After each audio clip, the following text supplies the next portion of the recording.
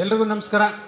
ಎಲ್ಲ ಹಬ್ಬಕ್ಕೂ ಅರಿಶಿನ ಕುಂಕುಮ ಇರುತ್ತೆ, ಆದರೆ ಅರಿಶಿನ ಕುಂಕುಮಕ್ಕೆ ಒಂದು ಹಬ್ಬ ಅಂದರೆ ಅದು ನಮ್ಮ ರಾಜ್ಯೋತ್ಸವ. ಸೊ ಎಲ್ರಿಗೂ ರಾಜ್ಯೋತ್ಸವದ ಶುಭಾಶಯಗಳು.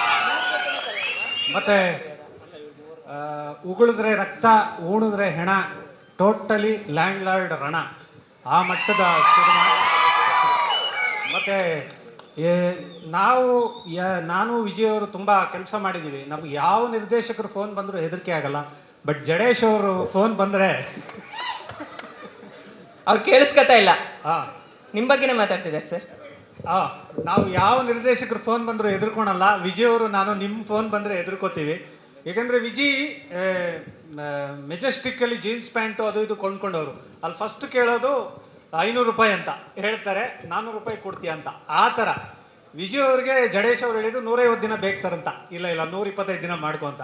ಇಲ್ಲ 80 ದಿನ. ಸೊ ಹಂಗೆ ಬಾರ್ಗೈನ್ ಮಾಡಿ ಡೇಟ್ಸ್ ತೊಗೊಂಡಿರೋದು. ಬಟ್ ಫ್ರೀ ಡೇಟ್ಸು ಇವತ್ತು ಈ ಒಂದು ನೋಡಿದಾಗ ಇದಕ್ಕೆ ಸತ್ಯಪ್ರಕಾಶ್ ತರದವರು, ಹೇಮಂತ್ ಗೌಡ್ರು ತರದವ್ರು ನಿರ್ಮಾಪಕರೇ ಬೇಕು. ಏಕೆಂದರೆ ಎರಡೂ ಕೈಯಲ್ಲಿ ಹಣ ಹಾಕುವಂಥ ಚಿತ್ರ. ಮತ್ತು ಎಲ್ಲ ನಟರು, ನಮ್ಮ ಮೇಡಮ್ ರುಚಿತಾ ಮೇಡಮ್ಮು, ನಮ್ಮ ರಿತನ್ಯ, ನಮ್ಮ ಮಿತ್ರ ಸರು, ನಮ್ಮ ಅಭಿ, ತುಂಬ ಎಲ್ಲ ಆರ್ಟಿಸ್ಟ್ಗಳು ಒಂದು ಜೀವ ಕೊಟ್ಟು ಈ ಸಿನಿಮಾ ಮಾಡಿದ್ದಾರೆ. ಅಂದರೆ ಆ ಪಾತ್ರಕ್ಕೆ ಅಷ್ಟು ಜೀವ ತುಂಬಿದ್ದಾರೆ.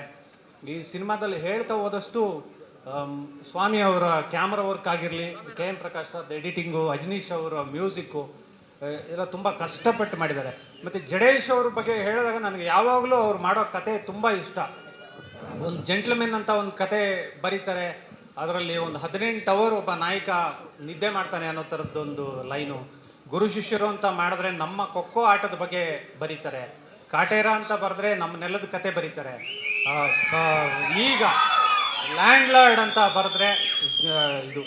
ಬಟ್ ನಾನು ಯಾವಾಗಲೂ ವಿಜಿಗೆ ಹೇಳೋದು, ಅವರ ಜೀವನದಲ್ಲಿ ತಾನೇನು ಅವ್ನು ಸಿಕ್ಕಿದಾಗೆಲ್ಲ ಹೇಳೋದು, ನನಗೆ ಉಮಾಶ್ರೀ ಥರದ್ದು ಒಬ್ಬ ನಟನೆಯಲ್ಲಿ ಹಂಗೆ ಮಾಡಬೇಕು ಅಂತ.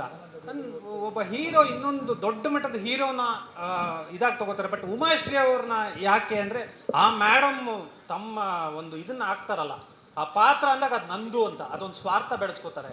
ಆ ಸಿನಿಮಾಗೆ ಅದನ್ನು ಕೊಡ್ತಾರೆ. ಸೊ ಆ ಥರದವ್ರನ್ನ ಇನ್ಸ್ಪಿರೇಷನ್ ಆಗಿ ತಗೊಂಡು ವಿಜಿ. ಮತ್ತು ನಾವು ನೋಡಿದ್ದೀವಿ ಆ ಕಷ್ಟ. ನರಸಿಂಹ ಅವರು ಫೈಟ್ ಕಂಪೋಸ್ ಮಾಡಿದಾಗ ನಾನು ಯಾವಾಗಲೂ ಹೇಳ್ತೀನಿ, ಗುರು ಈ ಸಿನಿಮಾಗೆ ಇದೊಂದು ಫೈಟ್ ಸಾಕು ಅಂತ. ಏಕೆಂದರೆ ಆ ಶಕ್ತಿ ಅದಕ್ಕೆ ಹಾಕಬೇಕಾಗಿರೋದು, ಮತ್ತು ಅದಕ್ಕೆ ತಯಾರು ಮಾಡಿಕೊಂಡ ರೀತಿ ತುಂಬಾ ಇದು. ಮತ್ತು ಆ ಗೆಟಪ್ ವಿಜಿ ತುಂಬ ಶ್ರಮ ವಹಿಸಿದ್ದಾನೆ. ಅದಕ್ಕೆ ಪ್ರತಿಯೊಂದು ಡೈಲಾಗು ಆ ರಕ್ತ ಮತ್ತು ಬೆವ್ರ ಬಗ್ಗೆನೇ ಬರೆದಿದ್ದೀವಿ. ಆ ಕಷ್ಟ ಕಾಣುತ್ತೆ. ತುಂಬ ಡೆಡಿಕೇಟೆಡ್ ಗುರು, ಸಖತ್ತಾಗಿ ಮಾಡಿದ್ಯಾ.